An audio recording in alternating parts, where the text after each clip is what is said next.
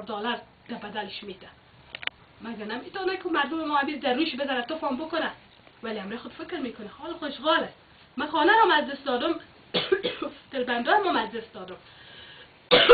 این رو رد کنم 3 روز ما میمونم. متوجه هستید؟ این حال برشان امیر بگوین که امروز عملا جنگ داخلی است. جنگیدن با یک دشمن ساده تر است تا دو دشمن و عملکردشان در 9 سال کافی است و ماهیت سیاست خائنانه از یا پی ببریم، عدم صداقتشان پی ببریم و مهمترین چیز که اگر یا بیشتر در افغانستان برن، بیشتر دلار میتن، بیشتر یا دشمنان ما را قدرتمندتر میسازن و بازی ما را سنگینتر میسازن و نیروهای آزادیخواه و سازمانهای آزادیخواه متحقق که امروز به شکل مخفیانه آمد به سادگی میتونن رو ترور کنن. و همین خاطر است که میگیم یا باید از افغانستان برای بعد از ما با دست خالی هم وطن خودمون میسازیم. Let me tell in English also briefly that this is a question always from audience also I face in the in Western conferences, international conferences on behalf of my people when I attend, that what will happen if the troops leave Afghanistan? Same like what they did with the story of Bibi Aisha in Time magazine. Maybe you hear that they said if the troops leave Afghanistan, what will happen to the woman? I said on behalf of my people, it was better that if they made this title, they wrote on behalf of my people like this, if they were honest, what is happening to the women of Afghanistan while we are in Afghanistan? You know, same regarding the troops. When we want a withdrawal of the troops, the civil war, so-called civil war that they are warring, it will not be more dangerous and worse than this civil war. How about today's civil war? From the sky, occupation forces like Hitler, they do bombardment and killing innocent civilians, even use white phosphorus cluster bomb in the ground. Taliban and warlords together continue to their fascism. With the withdrawal of one enemy, we will fight one instead of two. Democracy, these values, you can say, never come by by war, by occupation, by cluster bomb, white phosphorus. This 9 years, they made powerful enemies of our people. If there will be more and continue this strong policy as they never change, then it will be easier for them to betray more Afghan people, especially eliminate democratic-minded people of my country who are future of Afghanistan. Some democratic party we have in Afghanistan, modern parties, intellectuals we have, still they are underground.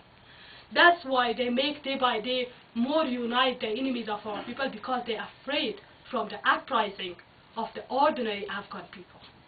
And these intellectuals, their role is very important and necessity like food and water. That's why me and many like me, we do not leave Afghanistan, because we know our role and responsibility and how much is important. We must get the leadership of these innocent, suffer, poor, non-educated people of Afghanistan, those who are tired of the wars, those who hate the warlord Taliban, and freedom-loving people. These are the hope and discussion reality, what we can say. The first betray of them is that they changed Afghanistan to the center of the track. You can tell them. Taliban, medieval-minded Taliban, almost destroyed opium in 2001. It was 185 metric ton. But this 9 years, 4,400% opium increased.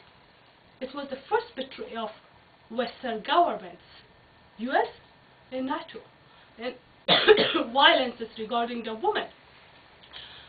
Women of Afghanistan even don't have human life while we are talking about women rights nowadays.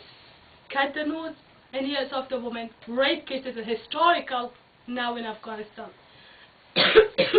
Commit suicide, burning their schools, threw acids on the face of the girls going to school, kidnap them,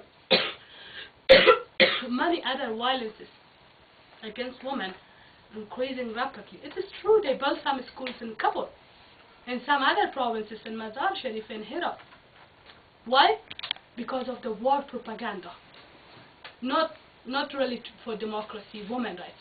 Because they put dust on the eyes of the people around the world through mainstream media that we do good job in Afghanistan. While one school they built, but tomorrow Taliban burn that school.